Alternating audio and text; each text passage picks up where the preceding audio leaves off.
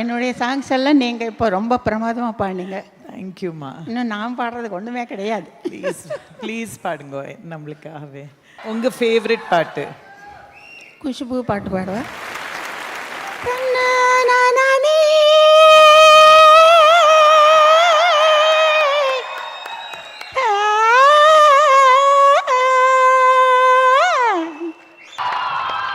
సుహాసినికి first picture నేనే పాడాను.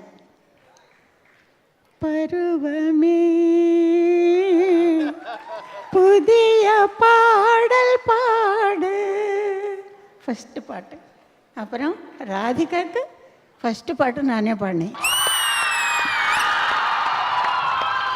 శ్రీప్రియాకు ఎన్నో పాటలు పాడాను. శ్రీప్రియాకు కూడా నన్ను మంచి పాపులర్ సాంగ్స్.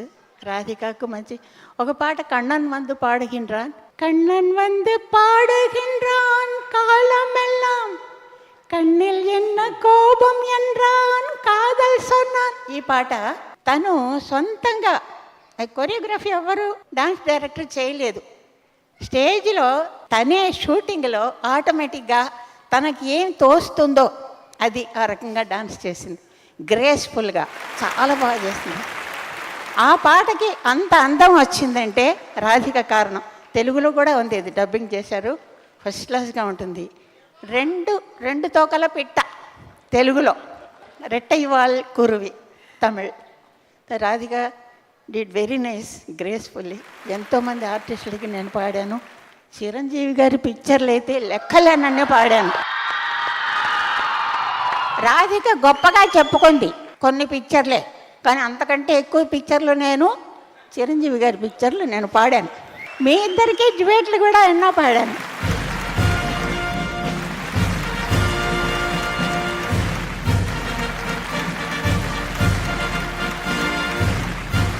సంత పొదల కాడ పాట కూడా no choreographer, only one day, half a day. Chiranjeevi and myself we choreographed the song and did the song.